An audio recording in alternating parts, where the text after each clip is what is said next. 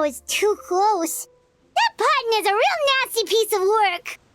Oh, don't be too quick to sit down. Moving around a little will help relieve the soreness. Same goes for you, Traveler. Oh, but Paimon, you should be fine, right? Flying fast is pretty tiring too, actually. Anyway, that's not important right now. Paimon's still shocked to learn that there's a whole criminal operation going on behind that skincare lotion. Shame I ended up giving the improved version to Fontaine after finally making it for you. I'll make you some more, I promise. No, please don't. Paimon doesn't want to use that stuff anymore.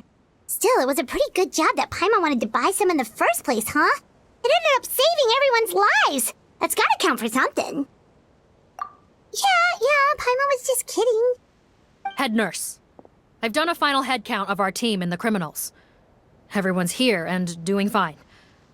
We're ready to escort the fugitives back to the fortress of Meripede. It's a shame that we didn't find Rawat. At this point, I'm afraid he's probably deceased. What a horrible bunch. Especially that Fontaine guy. If he hadn't made good on that deal, we'd all be dead because of him. No, we wouldn't. I always keep a whole bunch of antidotes on me for emergencies, and one of them neutralizes that poison gas. We'd have been fine, even if you hadn't opened the gate. What? Then why did you give him the potion? If this is true, I must concur. Sorry to be blunt, but I think you made a bad decision by handing him that bottle. If he changes his appearance and flees Fontaine, it's unlikely that we'll ever find him. No matter how cooperative his accomplices are when we question them. No, you don't understand. I gave him the potion precisely so we could be sure where he'll go next. What do you mean? We gotta hurry. She won't last much longer.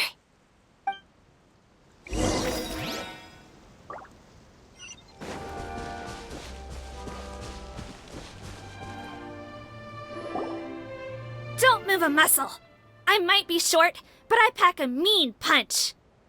Captain, you're just in time. While I was lying in wait, I spotted this crook snooping around, trying to find a way in. So I detained him.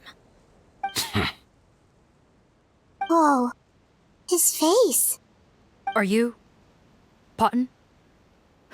So this is where you were heading, huh? What? This is how Fontaine looked before his face was marred. His current appearance matches the mugshot on his arrest warrant. I see. Wait, so what's going on? Wasn't the whole point of the potion to disguise himself and escape Fontaine? Why would he change back to his original face and run right into our trap? Enough of this nonsense. Let me in! You better pipe down. There's an old lady in there who's very sick. No way are we letting a crook like you inside. To heck with it. Listen to me. I'm Rawat. That's my mother in there. He's gotta be lying, right? Rawat was a victim in all this. He was forced into it against his will. How can he and this monster be the same person? Forced against his will? That's the funniest thing I've heard all day. Back when I was being coerced, everyone thought I was colluding of my own free will.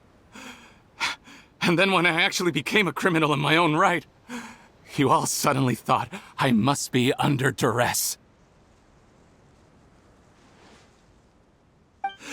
Amazing what a difference a handsome face makes. Save us the speech. Explain yourself. You want an explanation? Fine. I'll tell it how it is. When I was just Fontaine, the whole world treated me with contempt. Ew. What do you want? Get away from me. Women despise me. Collaborate? You don't look like much of a researcher to me. My peers scorned me. Mr. Fontaine, was it? I'm most interested in your research. Consider my offer carefully. I doubt you'll find other investment opportunities. Only villains would work with me. You want out of the game? Forget about it. Turns out, I slipped up a little. Left your picture with some Marechaussee Phantom officers. Easy mistake to make. Now they've listed you as an accomplice and drawn up an arrest warrant. So I suggest you put any thoughts of running away to rest. If you get caught by the guards for being in the synth business, you ain't ever seeing the light of day again.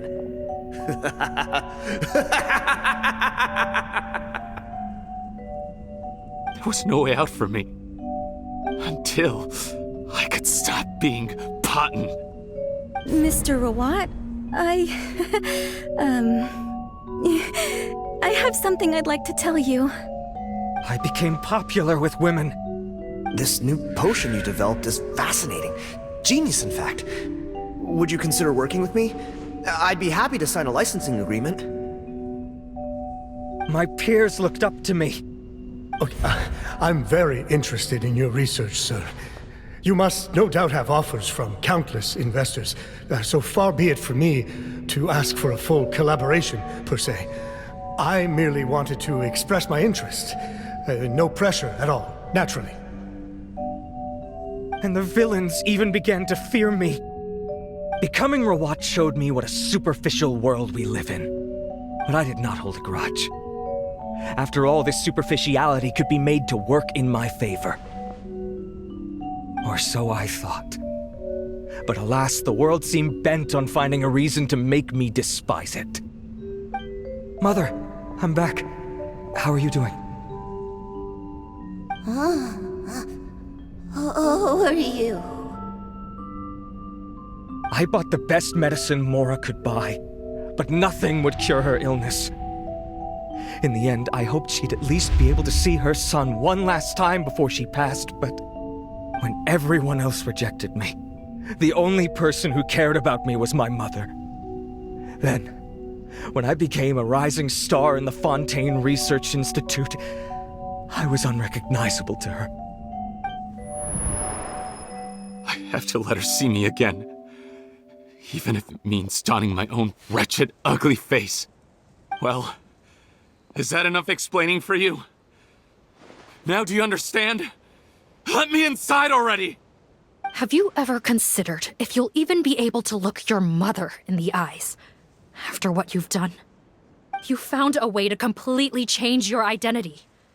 You could easily have escaped from them. But no, you chose to keep working with them.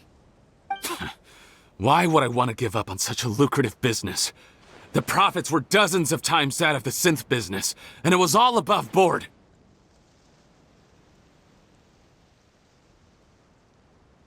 So you kept being a villain just for the money? Villain? By what standard? Is doing evil deeds really what makes someone a villain in your eyes? Or does it all come down to the way they look? None of you saw a villain when I was wearing my other face, did you? You have no right to judge me! You're all just fake people living in a hypocritical world! I regret nothing! My mother would understand!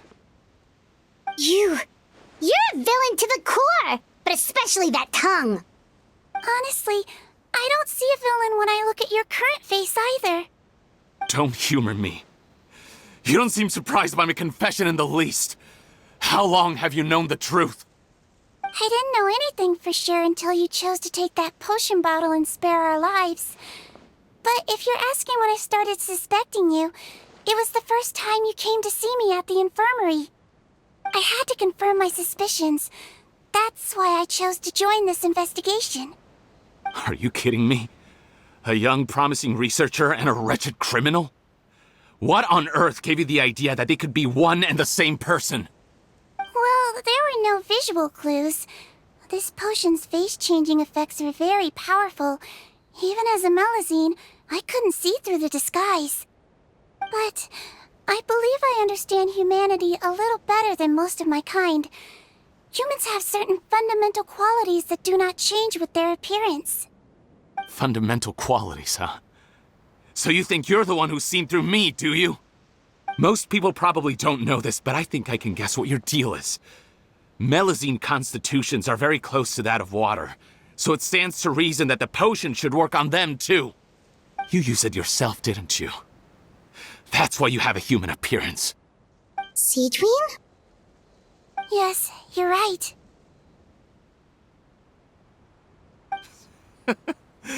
I'll bet it was back in the days when Melazines were discriminated against because of their appearance. It was either carry on living in the gutters as part of an alien race cast out by humanity, or become the head nurse of the fortress of Meripede, revered by all. Not a hard choice to make. It's a no-brainer. So you see, you and I were the same. And I'm the one who saw through you! That's not important right now. You came here to see your mother, didn't you? Well, I can grant you your wish. Huh? Head nurse, I'm not sure that's a good idea in his current state. Don't worry. Back in the warehouse when I traded the potion for our lives, I was doing it to test him. He was willing to risk sacrificing his only chance of escaping capture by opening the gate in exchange for the potion. Also, he could see his mother again. If nothing else, his concern for his mother is genuine. I see. So before you arrest him, please allow him to see his mother one last time. The Traveler and I will accompany him. You have nothing to worry about. All right. I understand.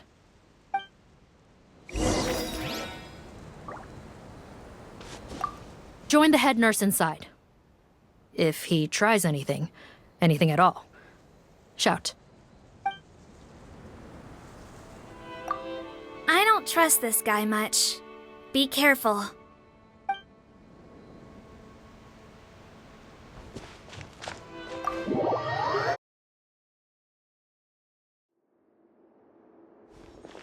Mom? It's me, Fontaine, your son. You recognize me now, don't you?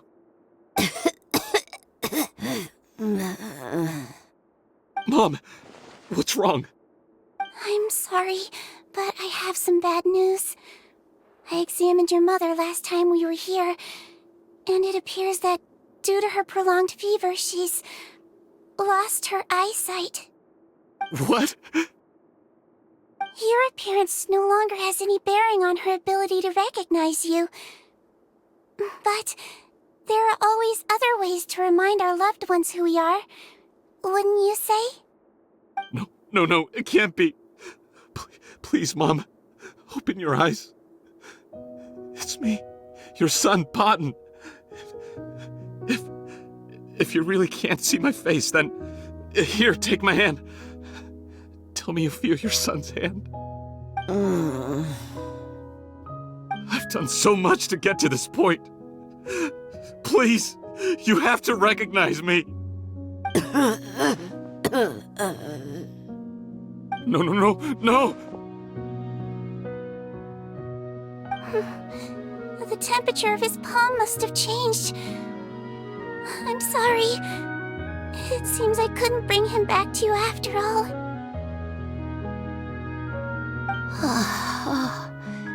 It's you. Thank you. Oh, of course. Mom, why will you answer her and not me? Why? No more questions, Fontaine. She's gone. Mom?